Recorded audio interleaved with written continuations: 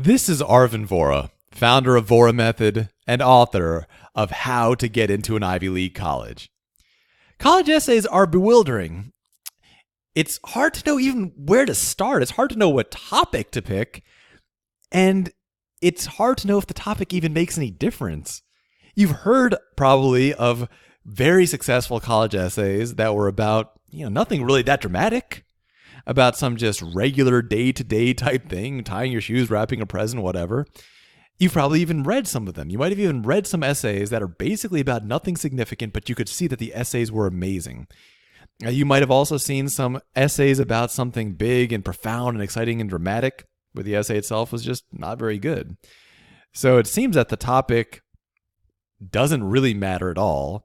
It seems that maybe the less intense the topic is, maybe that might make the college essay even better.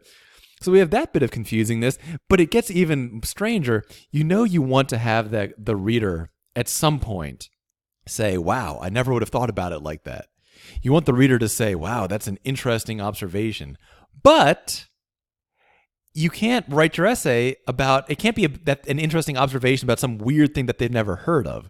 It can't be like, here's an unknown fact that you never knew about, the biology of this weird marsupial. It's got to be something that they can understand. And if it is a weird fact about the biology of a marsupial, you know that you can use that, but it's got to be something that they can get. Not like, I bet you didn't know the name of the third chemical that's in this internal cell path. It's got to be something understandable. So it's got to be understandable, relatable, comprehensible, but at the same time, profound and interesting and insightful.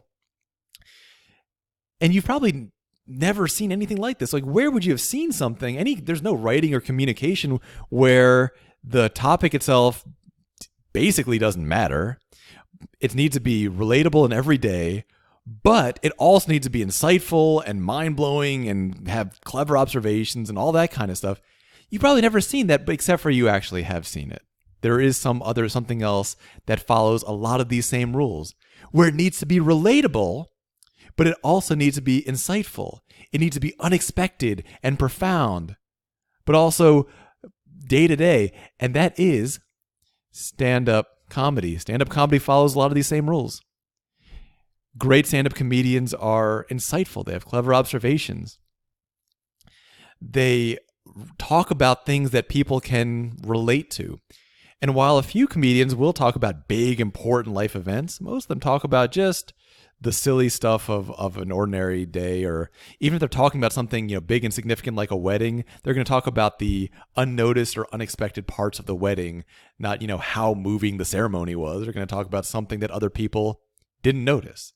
That's the key of observational humor, and for analytical humor, it's going to be about things that other people didn't think about.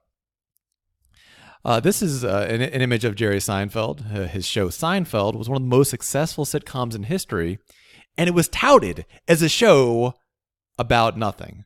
It was literally, they described it as a show about nothing, and during the show, it was so clever, so insightful, so full of unexpected observations and analyses, and that's what made it so successful. I want to relate to you, though, a story that I had from the other extreme. I once saw a stand-up comedian, not a famous one, perform, and I was laughing so hard that I could barely breathe. Most of the audience was laughing so hard they could barely breathe. And yet, despite being funnier in the sense of getting people to laugh than probably any comedian I've ever seen in my entire life, he wasn't terribly successful. He wasn't terribly famous. He was, in the literal sense of being funny and making people laugh, he was funnier than any of the greats, Chris Rock or George Carlin, Jerry Seinfeld. So what was it? Well, I'll tell you one piece of it, and then I'm going to pose to you a question. One piece of it is, after I went home, I realized that I couldn't remember a single one of his jokes. I was laughing so hard, but I couldn't remember. Nothing he said stuck in my head. That's one piece. The other piece is, I want you to see if you can find, this is going to be your first challenge, what the difference is between a laugh line and an applause line in stand-up comedy. This is Chris Rock in his show Never Scared. You'll see a lot of applause lines, probably maybe more applause lines than laugh lines. But what's the difference? What makes an applause line an applause line? What makes a laugh line a laugh line? Sometimes when a comedian is performing, at some moments the audience will laugh, at some moments they'll clap, some moments they'll do both. And so that's what you want to do right now. You want to figure out what is the difference between an applause line and a laugh line.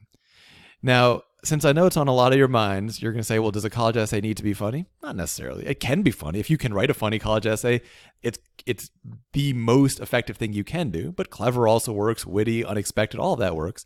It doesn't have to be funny, but it does have to follow what's going to make a college essay successful is all it's going to make stand-up comedy successful.